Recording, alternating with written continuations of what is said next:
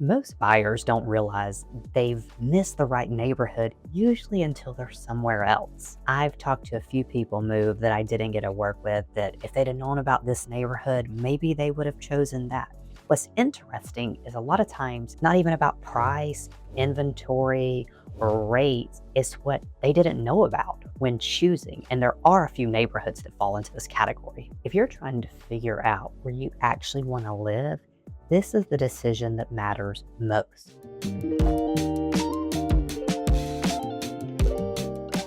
Most people move to Birmingham and they start with the same short list: Homewood, Mountain Brook, Vestavia, and Hoover, which is understandable and for good reason because they feel like a safe and steady choice. What they're missing out on is, how do they really want to live day in and day out? That's where the miss happens. Because there are neighborhoods that don't always make that first list, they end up being overlooked.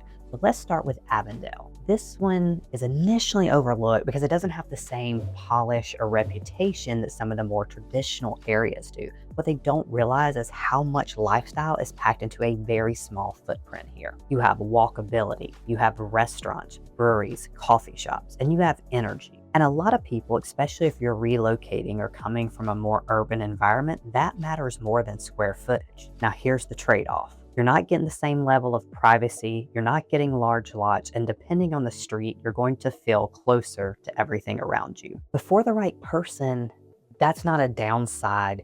That's exactly the point. I've talked to a lot of people that live over in these other areas and they wish they'd consider that more, because what they were looking for really wasn't the suburban lifestyle, but they wanted more connection versus the isolation. Crestwood North is actually another one that surprises a lot of people. From the outside, it always doesn't get the same attention as maybe Crestline or Mountain Brook or some of the other well-known parkets, but once you're actually in there, you realize this could be perfect for you. There's character, there's a strong sense of community, and the homes have a lot of individuality that you don't always get in more uniform neighborhoods. This tends to appeal to the buyer who wants something that feels established but not overly formal.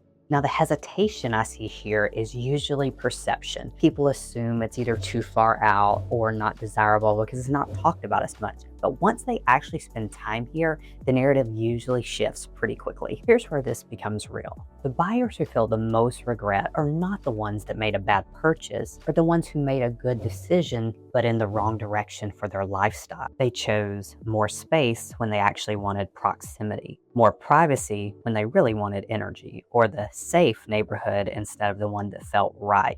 And those trade-offs don't always show up immediately. They show up in your daily routine, your drive, your weekends, and how often you actually use the space you paid for. Another area that tends to get overlooked a lot is kind of the area of Crestwood South, all the way down to Highland Park and Forest Park. These neighborhoods are an interesting middle ground because they're not quite as dense as Avondale and Crestwood North, and they come with a little bit more space, but with a little bit higher price tag. In these areas, what you end up with is balance. You still have access, the houses still have character, but you got a little more breathing room. Not to mention they're all close to different parks, restaurants, and the walkability is amazing. For a lot of buyers, especially those moving from out of state, this ends up being a better long-term fit than they initially expected because it gives you flexibility and you're not locked into just one lifestyle. The reason these neighborhoods get overlooked is not because they're worse, it's just because they require a little more context to understand. They don't sell themselves immediately through rankings or reputation. You actually have to spend time in them, understand what they're actually for, and picture your life there, not just the house. And most buyers don't slow down enough to do that in the beginning. The buyers who end up the happiest are ones that shift their thinking early. Instead of saying, does this house work? Or what's the best neighborhood? They start asking, what kind of lifestyle do I actually want to live and experience here? This one shift will open you up to completely different options. If you only look at the obvious choices, you're going to get a good result. But if you take time to understand the less obvious ones, you're much more likely to get the right result. And those are not always the same thing. If you're looking where you might fit in most in the Birmingham area, reach out to me. I do this every day and know so many areas and neighborhoods like the back of my hand. You tell me what's important to you, and I will make sure I provide the best option for you. And don't forget to describe. I'm happy to have a conversation with you later, so please reach out.